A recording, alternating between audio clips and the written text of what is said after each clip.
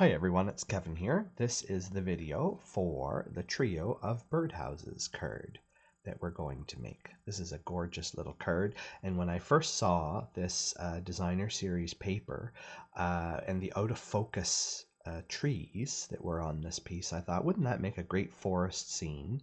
And we're going to use that with the birdhouses and have the birdhouses up on poles out in the garden. So it looks like a complicated card, but it's very, very simple and is really fun to make. So in your kit, you're going to find an envelope that has a variety of pieces in it. You're looking for the one that has the early espresso card base in it. 8.5 by 5, 8.5 by 5.5. Yes, it's scored at 4 3/4. And it's already scored for you. We've already pulled this piece of designer paper out of your stamp case and included in this. If you don't want to do a forest scene, you can choose one of the other pieces to put in the background. One of the nifty things about this project that I wanted to tell you about was the green grass here on the front of the card is actually the back side of this paper. And this is a 4 by 6 piece, which is larger than your card front. So we're actually going to get this green piece by trimming off this piece here. So we'll come back to that. You're going to find in this card some little poles. These are just little pieces of the espresso that have been cut at 1/8 of an inch. You're maybe not going to need them all, but don't throw away anything you don't use because we might be using them in one of the other projects. So I seem to have probably everything I need for all the cards in the whole entire Craft Day in a Box here in this set, but we'll just keep those to the side. You're going to have a piece of white that measures 4 by 5 1/4, and that's for your inside card mat. And then in your package, in the unpacking video, I told you there was another piece about this size for stamping all the birdhouses. We have little scraps that we'll be using throughout all of our projects, and this is my piece that I have here for stamping my birdhouses. So that's where we're going to start. Now, a word about stamping. I don't know what coloring tools you're going to use. I'm going to be using my Stampin' Blends to color with. So if you're using alcohol markers to color with, you need to use Memento ink to stamp with. If you're going to watercolor, or if you're going to use watercolor pencils and then a blender pen or water, then you need to be stamping with StazOn ink. Because the water won't smear this ink if you're watercoloring. So you probably already know that, but just a reminder. All my coloring you're going to be seeing me do is with blenders, blender pens. Stampin' Blends, I'll get the name right here. And so I'm going to be using Memento black ink. And I want all 3 birdhouses. So I've already got my 3 birdhouses lined up on my blocks here. I'm going to want a pad to stamp on because photopolymer stamps give you a much cleaner, crisper image if you use a soft rubber pad. This is foam rubber, Stampin' Pierce Mat it's called. But you can use a book, you can use the back of a catalog. If you have any of those foam placemats that you can get from Walmart or the dollar store, they work good too. You just need something to give you a little bit of give because there's no foam on these stamps. So I'm just going to stamp one of each of my birdhouses like that.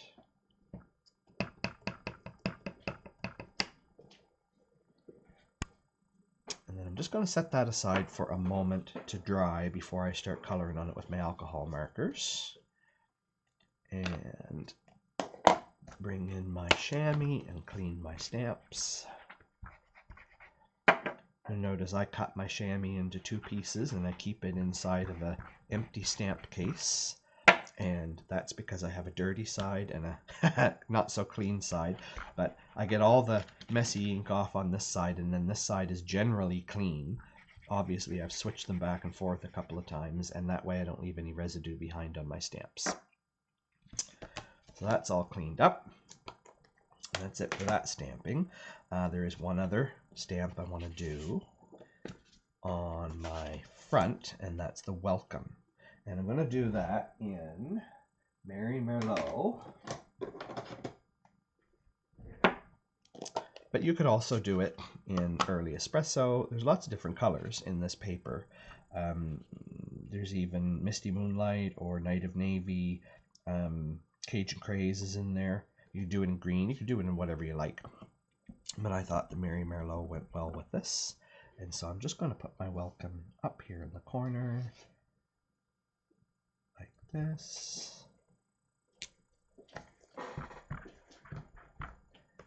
And while I'm at it, why don't we do the inside?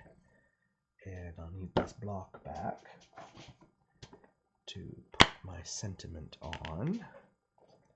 And it's this one here. There. So I'll bring in my card insert piece. And that's going to go in Mary Merlot as well. Again, you could do it in early espresso or whatever ink colors you happen to have. If all else fails, just do it all in black. Okay. Clean that off. If you're using Merlot ink, you're going to notice that your stamps get stained red almost instantly. The Night of Navy will do the same thing. It stains them red for some reason. There must be red ink in blue. Now I want the little bird that faces that way. So I've got to find the mirror image. There we go. I want my little bird. And we're going to put him on a little block. And I picked just a light color here. I could have done it with early espresso, or I could have even done it with Mary Merlot and stamped off. But I think what I picked here was just a Sahara sand or crumb cake. Maybe I'll do it in crumb cake. Crumb cake goes good with early espresso. And I'm just going to put the little bird is going to be like he's perched up here on top of the your, because I want the focus and the sentiment on your day. And I want the birdhouse. Do this birdhouse. You pick one. And we'll put the little birdhouse down here. There we go. Okay, and that's all of our stamping done. Put that all away. And we may as well put this inside our card. So we're going to fold along the score line. And we're going to burnish that with a bone folder. And then we're going to put some adhesive on this piece. And that's going to go inside our card. Like that. Okay. Then we can work on our front. So remember I said this piece is bigger. It's 4 by 6.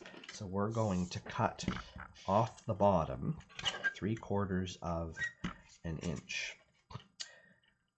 This is not the greatest paper trimmer to use for that. I need my big one. I can measure the 1/4 of an inch much easier on this.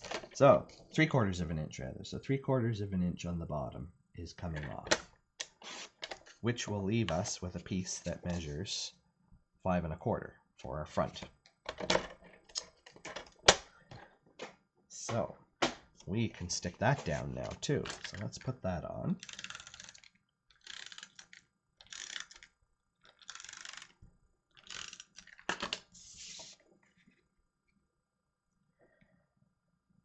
It'll leave you with a 1/8 of an inch margin around the outside. It doesn't want to cooperate today. There we go. Okay. And then this piece, we're just going to grab our paper snips, and I'm just going to start down about 1/4 of an inch, and I'm going to make a little mountainy curve, and I'm going to come down like that and come back up and just go off the edge like that. So that's garbage. This we're going to apply up on some dimensionals to give it some lift, but we're going to tuck our birdhouse poles in behind first. So we'll just set that aside for a moment, and we're going to go color our birdhouses. So I just grabbed a whole variety of Stampin' blends here. I didn't even look to see what color they were. I've just got red, green, orange, blue, purple, whatever, and we're going to have some fun color in our birdhouses. So I'm going to use the bullet end, and I'm going to do something different with this one.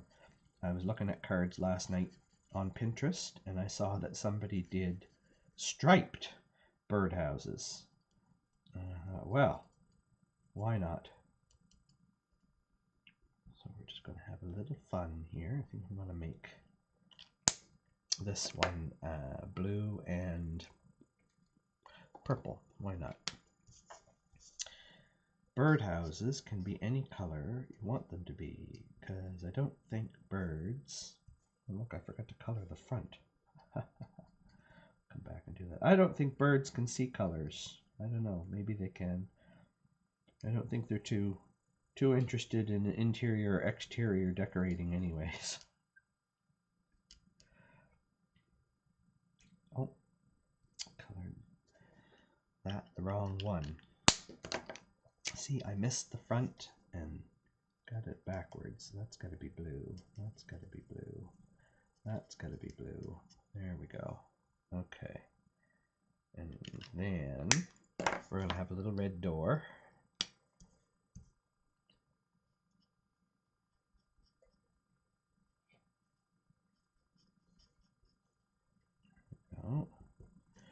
And I'm going to use this light green. I think this is, yeah, seafoam. Seafoam is going to be my roof.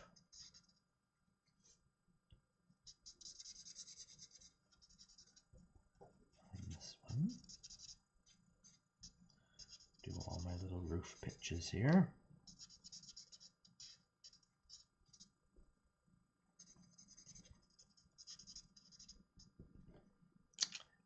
And then I think I will do the red on the bottom here too. All right, that one's done. Now, I want a bright, cheery yellow birdhouse. So this one, I'm going to do all yellow. And if you want to take the time to use your Stampin' Blends the proper way and do all the blending and give shadow and highlight and whatnot, you feel free to go right ahead and do that. I'm not doing that, not specifically for any reason other than just time. But I don't really feel that they need to be too pretty. I want a brown for my roof here.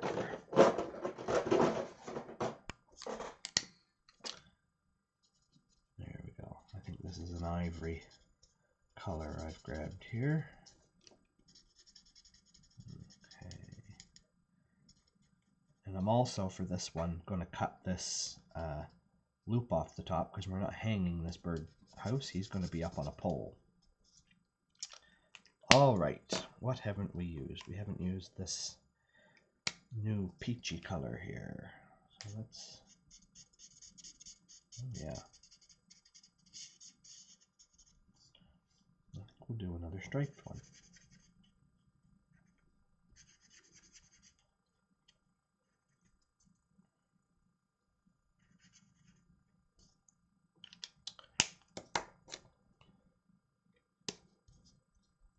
Wrong end.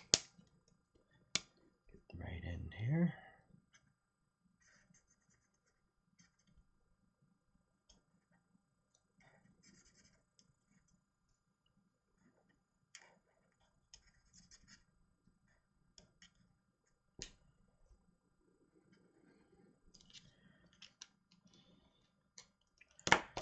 And we'll put some green on the roof on this one.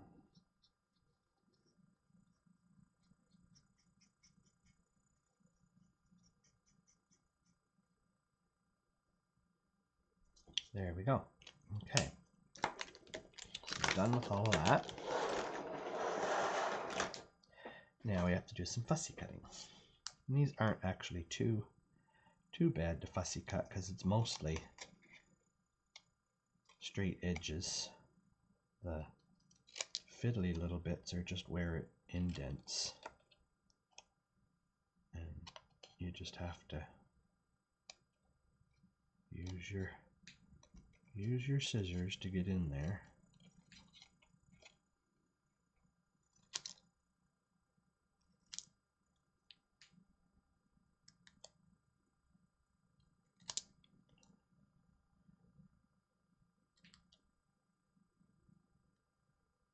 Oops. Bent the bottom right off.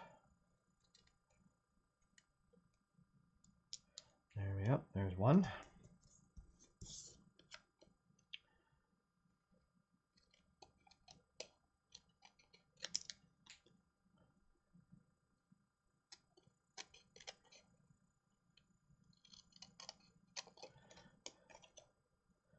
Just go all the way around the edge, and you'll notice that these particular stamps are drawn with sort of rough edges, but you can still cut quite straight. The lines are thick enough that if you cut off some of the little bumps, it won't matter. And if all else fails, if you cut too deep and you cut off some of your outside line, all you have to do is take a dark colored marker or pen. I always keep just a black Sharpie or black Stampin' Write marker, and you just take your marker and you just go along the edge with the tip of your marker just to add back a little bit of black detail around the outside. So I'm going to cut the hook off the top of this birdhouse all together because he's going to be up on a pole. This one has a little bit of a curve to it on his roof, and on the base of it, it's not quite straight across. He's got a little bit of curve there. Okay.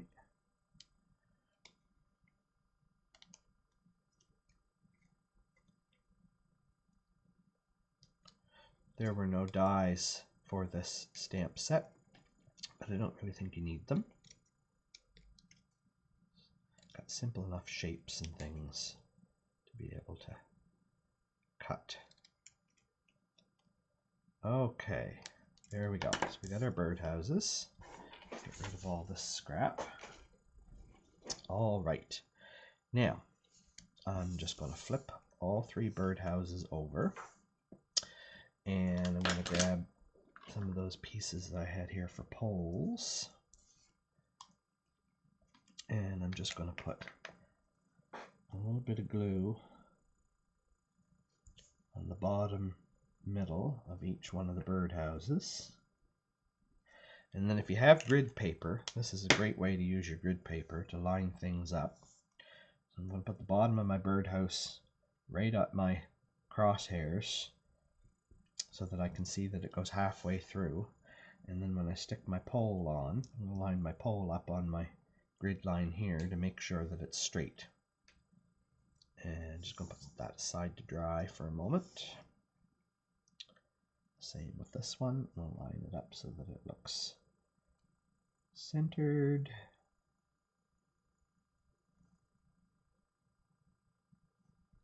Put that right down the middle. Glue it to your fingers, of course.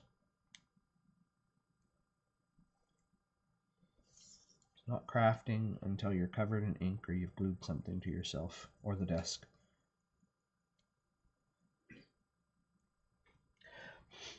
My sister Sue is here in the background with me this week while I'm doing my videos, and she's having a good snicker at me. Okay, now we need to dimensional some things up here, because the birdhouses are up on dimensionals too. So we're going to use mini dimensionals. Well, maybe.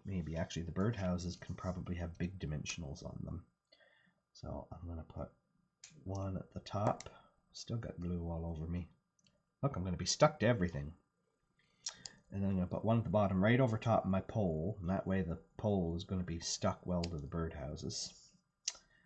I'm not worried about them coming off. That's going to keep them well attached, even if the glue isn't dry yet.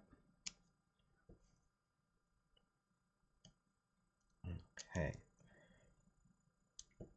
And then for the poles themselves, on the small dimensionals, if you have them, it's easier because there's more of a border around the outside than there is on the big ones.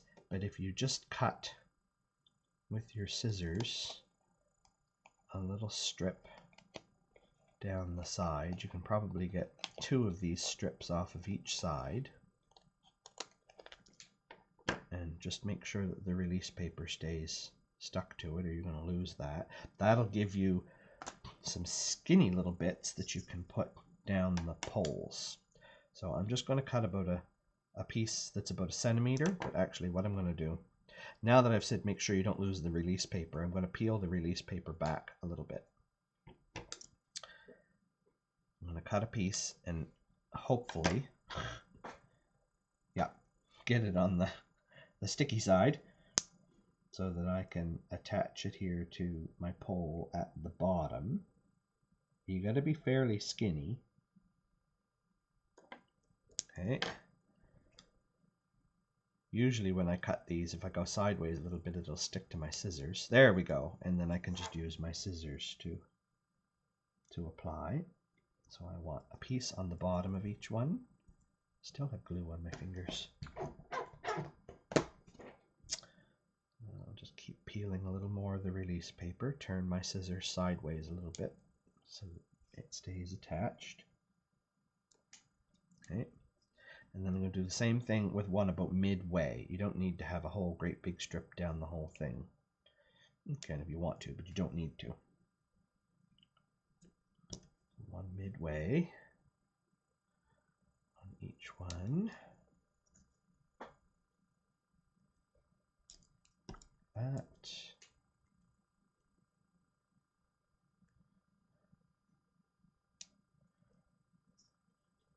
I'm just realizing I may have entirely skipped a step here, which is going to make part of this moot.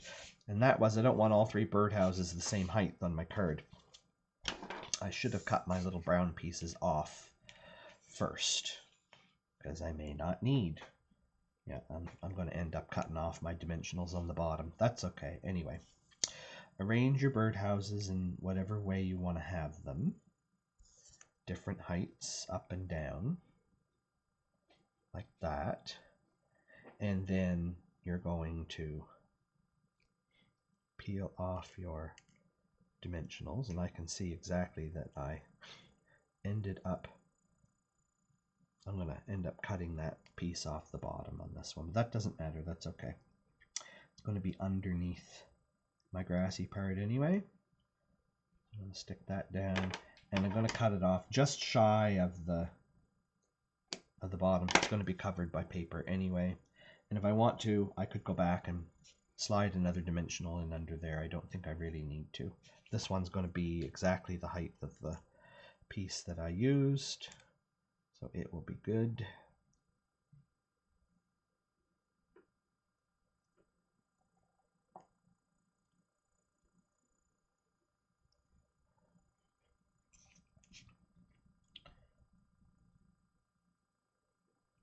That, and this one probably is going to lose, yeah, it's going to lose the bottom, so I'm just going to cut that off. That's okay. I will keep those 2 pieces with the dimensionals on them because I can use them to stick on the bottom of a birdhouse later on. I might have one that just barely peeks up off the bottom of something. Okay, and this one's going to go in here like this. Then, the trick to doing this one is to just line it up to the bottom of your card and put your dimensionals on the ends and then in between the poles, because you don't want your poles getting in the way of where the dimensionals are, you put them in between. Still have glue on my finger. Okay. Almost done. And then this just lines up with the designer paper at the bottom.